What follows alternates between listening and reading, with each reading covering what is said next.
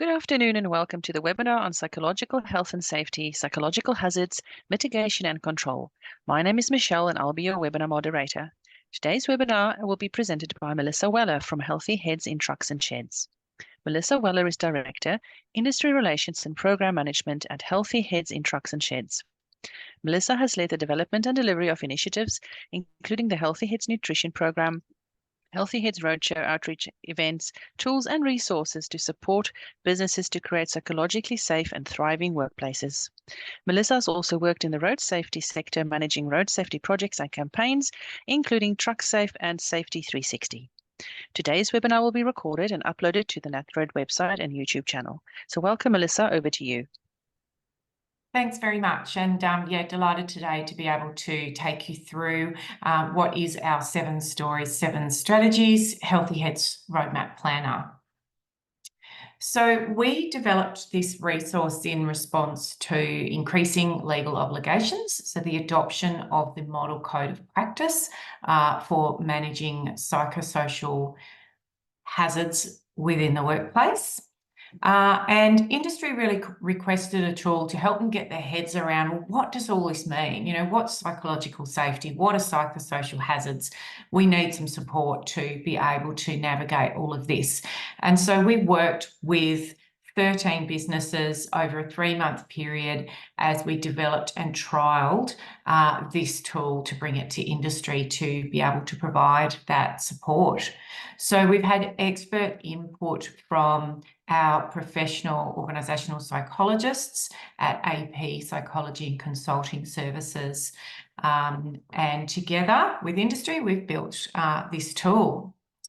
So what is the current state of play with regard to psychological safety? And I've just got a few facts for everyone to sort of consider as we just before we start going through the tool itself. Psychological claims have increased by 57% since 2016. And work pressure is one of the highest psychological injury mechanisms. So it's it's quite a common injury claim. People between 40 and 54 are, that's a combination of 2 of the highest groups represented in claims. And days off work for a psychological injury averages at over 247 days higher than a physical claim. So it's really quite substantial. So with regard to our industry specifically, so there has been data collected and reported on for transport, postal and warehousing.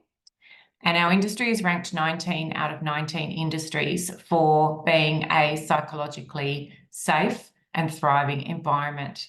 And workload management and management support are among the areas needing the highest attention quite sort of urgently. Reward and recognition, and also job control are additional areas that we are consistently ranked well below national averages on as well. Frighteningly, 48% of people surveyed that were from this industry reported they'd experienced a mental health condition and that their workplace made it worse or caused it. We've got 17% that had self-reported that they were considering leaving the industry and 8% that intended to leave the industry. So there's a real sort of a bit of a connection there between, that sort of job satisfaction, feeling safe, healthy and thriving and looking for other alternatives for work. So what is psychological health and safety? So psychological health and safety involves the management of hazards and risks to psychological health and safety. The psychosocial hazards themselves are what can cause the injury or harm. And responsibilities for business owners, for people in our workforce, we need to identify and reasonably manage hazards. So not dissimilar to managing risk and hazard in a physical sense. We need to eliminate psychosocial risks to a point that is reasonably practicable. I mean, that's a saying that I always find very hard to kind of get out, but it is something we're used to hearing through chain of responsibility and through legislation, etc. So yes, we must eliminate psychosocial risks if it is reasonably practicable to do so. And we're maintaining control measures, reviewing control measures, and really importantly, consulting with the workforce. So why do we need to prioritise psychological health and safety? Put quite simply, if you don't invest time in wellness now, you will have to find time for illness in the future. So that was a quote that I heard someone say the other day, and I think it's quite a good one. There are a lot of benefits to creating a thriving and healthy workplace. We gain better productivity, better morale, better job satisfaction, which leads to better staff retention as well. For every dollar spent on creating a healthy and thriving workplace, there is a $2.30 gain. So the current legislative environment, I've already mentioned that a model code for managing psychosocial hazards in the workplace was adopted, and that was in April last year. So this is still quite a new area for a lot of us, getting our heads around what it all means and what we need to do in the workplace to be meeting our duty of care. So there is an ISO standard, guidelines for managing psychosocial risk within an occupational health and safety management system, the Safe Work Code of Practice, and the states have also followed by implementing and adopting their own codes of practice. The bottom line too is that, quite simply, managing psychological safety in the workplace and managing psychosocial hazards is the law. So what are psychosocial hazards? Well, there is quite a long list of psychosocial hazards, and a couple of them I mentioned already that were quite prevalent in our industry in particular are levels of job control, reward and recognition. And as an organisation, we also need to build our leadership capacity and our awareness raising as well. So the way we manage change, the way relationships are managed, there is work to be done as far as people feeling safe within the work environment to be able to speak up about their concerns, but also to understand, to have that awareness of where they can seek support and help as well. Or quite simply, who is the right person within the organisation to speak to if I do have a concern about how I'm feeling or about a work concern that is causing me some level of stress or anxiety. So how do we actually put psychological safety into practice? At Healthy Heads, we've worked with the industry and we've worked with professional organisational psychologists to develop a framework of protection, prevention and support. And underneath that, we have our 7 workplace strategies.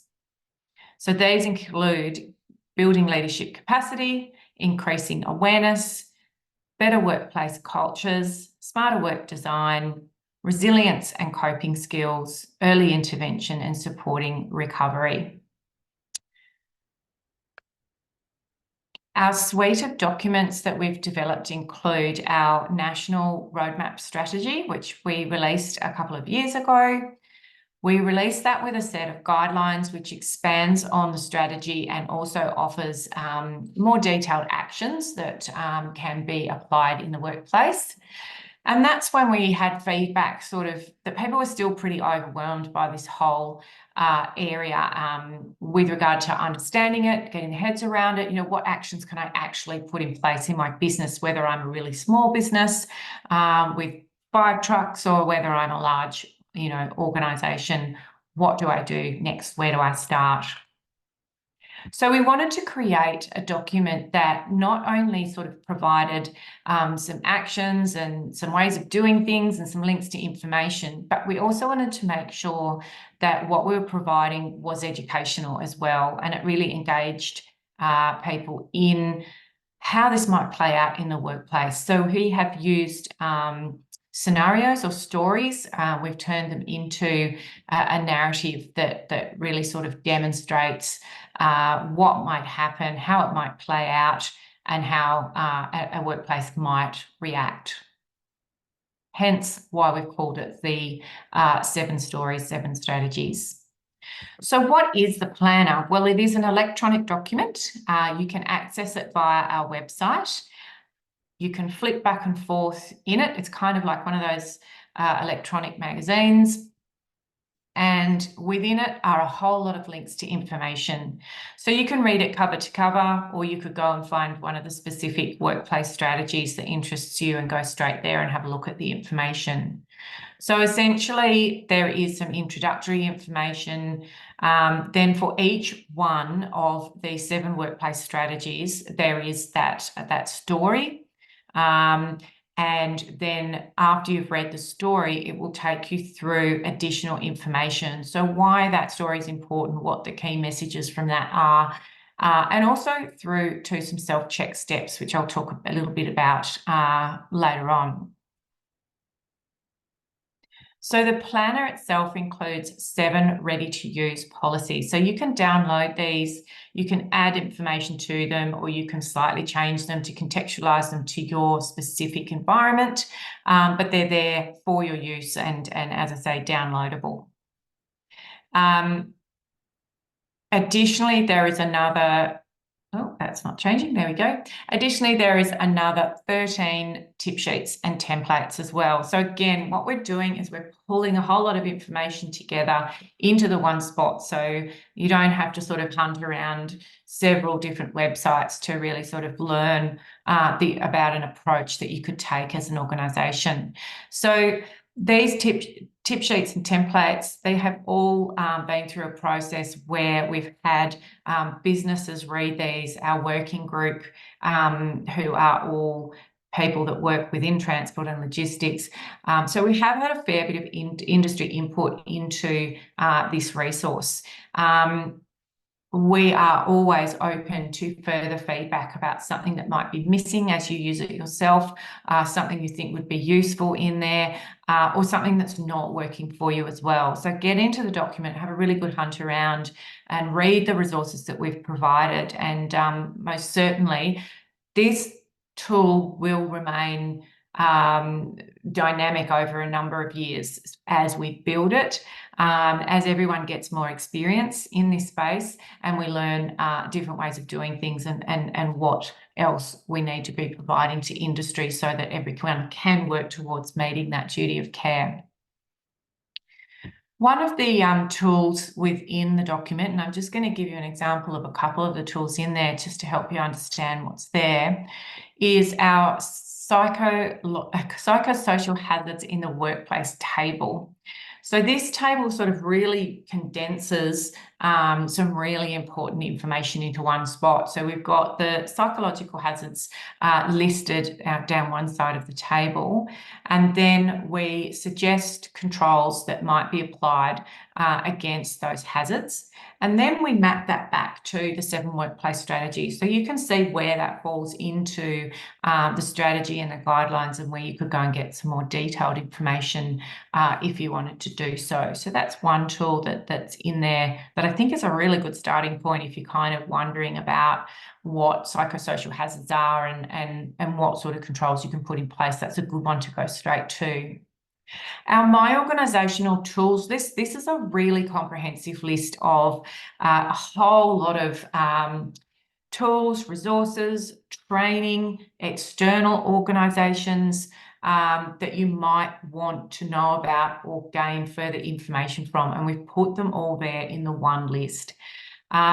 Additionally, there's space within this table for you to download it and add your own industry-specific or business-specific information in there as well. So you might want to add an EAP, or you might want to add the name of some staff members that are key people within your organisation for people to approach with concerns. So there's lots of different ways you can use that table as well. I mentioned that after you've read some of the stories, you'll come across these self-check steps. So this is essentially a set of fairly practical questions to help an individual or to think of from a business perspective, you know, what is my understanding, or where are we at with actions, and what are we implementing? How far have we come, or what could possibly be some first things that we need to focus on? So those self-check steps take you through a series of questions and then lead you towards that additional information again, so you can sort of go back and forth and find what you need. We've also created 3 example workplace wellbeing plans. So we really wanted to make it as easy as possible and straightforward as possible for people to commence work on their own workplace wellbeing plan. And the best way to do that was to provide some examples of where to start. So the first example within the planner is really about making a start. So if you're a smaller business, I would consider really having a look at that first plan. There's some very practical steps that you can take to start developing further awareness in your business, to start really thinking about, you know, where you're at, surveying where you're at to this point, begin communicating with your teams, no matter how small they are, whether there's 3 of you or 10 of you, having a conversation around mental health and wellbeing is a really important sort of place to start. But that plan goes through the 7 workplace strategies, and there's actions against all of those. The second plan in the series of 3 builds on that approach. So it's going into a bit more detail, and there's some slightly more complex approaches to things. And then there's a third plan, which is best practice approach, full implementation of the 7 workplace strategies. So there is that sort of 3 different levels that you can go and have a look at and really decide, well, you know, what's reasonable for us as a team, as a business, what will work in our environment. So I'm going to give you a couple of examples of the stories within the resource itself. So one of the stories, for example, that focuses on the strategy of smarter work design is the story around Benita, who is a manager in a family-owned warehouse. And Benita is finding her role increasingly frustrating. There's high absenteeism amongst the team. It's a hot, dark environment. People are worried about substandard racking, so they are concerned for their safety. They don't have a great breakout space to get into. There's a filthy fridge to put their lunch in. There's a lot of things about this workplace environment that really just isn't working. And their shifts are long. And so it all comes to a head when 3 staff quit within the 1 week, essentially, and finally sort of the boss, whose usual reaction to any feedback is to tell people to you know, stop complaining and get on with it. He finally realises that there's something going wrong, and he comes to find out what it is. Benita takes him through the warehouse and points out what's been happening and why. And he's quite shocked because he hasn't actually heard all of this before. And over an 18-month period, they sort of work together as a team, and they make some changes, and they create a much better working environment for everyone in the team. So the key messages from that are around the importance of a psychologically safe work environment as well. That positive work design really improves staff productivity and morale, and involving staff in that design, the people that are on the floor every day or behind the wheel every day, asking them about the way they do their role, about what might make their day better for them, to help them do their job better or more effectively or efficiently or more safely. So having that consultation so that staff feel heard and valued. And clear expectations around roles can really reduce those sort of levels of stress and anxiety and concern. So that's sort of the key messages from that story. The story, the planner itself then leads you on to additional guidance. So there is a link, and that takes you straight to a list of the relevant documents for that strategy. And that includes a managing job demands policy, a role clarity and expectations policy, health and safety policy, and again, that list of my organisational tools, which can be really useful for gaining additional information on how to communicate with your teams. A second story within the planner that I'll use as an example is the story around Callum. So Callum is a heavy vehicle driver. He's fairly new to driving. He's finding the job a lot more stressful than he thought he would. He doesn't feel particularly cared for in the workplace, and he feels like the expectations on him are quite unrealistic, and he's getting really, really concerned about that. So he does begin to become quite fatigued. And Callum has a near miss on the road, which really shakes him up as well. Now, thank goodness, Callum manages to speak to a really supportive supervisor, but unfortunately, after it's all come to a head with that near miss on the road. But that supportive supervisor offers him an opportunity to talk through what's happened, but also his concerns more broadly about expectations on him and how they can better manage his workload and the expectations on him. So creating resilience, that ability to kind of bounce back is really, really important. And you create resilience by giving people the tools to be able to manage their own mental health themselves. So understanding that it's a safe workplace to be able to speak up about your concerns, knowing who within that workplace that they can go to actually raise those concerns, and knowing that there's not going to be repercussions for that. Having targeted responses to really help minimise any psychological harm. So if someone is fatigued, what is your response to those people? Have you actually thought through, as a business, as an organisation, in your environment, how can you respond to that if someone sort of speaks up and says that they're getting more and more fatigued? How do you respond if they feel that their workload is a burden, or that they're feeling isolated, they're not mixing very well with the rest of the team, or they're not connecting with other drivers? You need time to think through, well, what's our response as an organisation? What mechanisms do we have to improve work life for this sort of person? Awareness and information. So making sure that if you've got a preferred sort of approach for people to reach out for support, people need to be aware of that. Also that confidential, anonymous and free support, there's a lot of organisations out there that can provide that. But are you actually making that known to your team within your own environment? Do they know where to seek support? Is there options for support seeking that are promoted to them?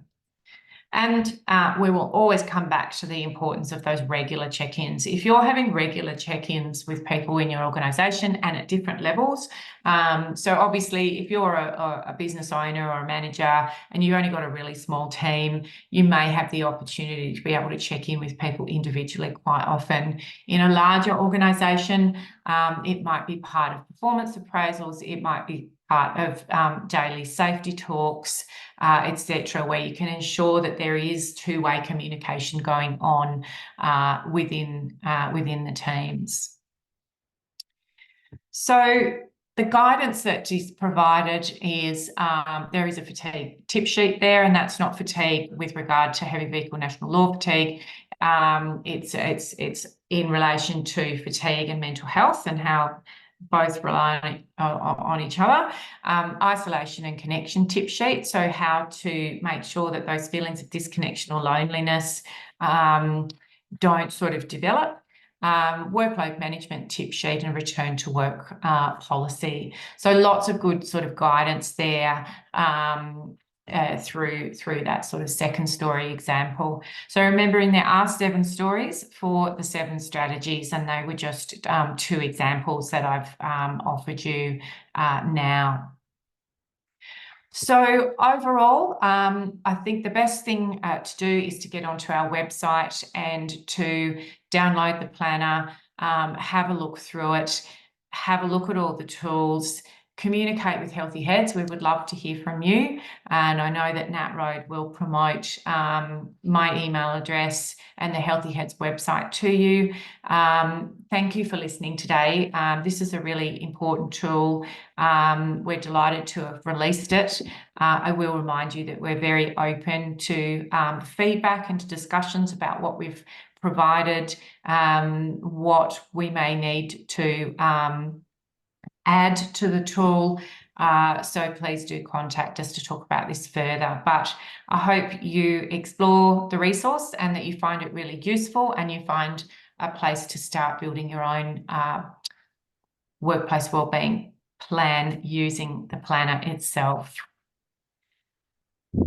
Thank you very much. Thank you, Melissa. If you have any questions, please send an email to info@natroad.com.au and we can pass any questions on to Melissa as well.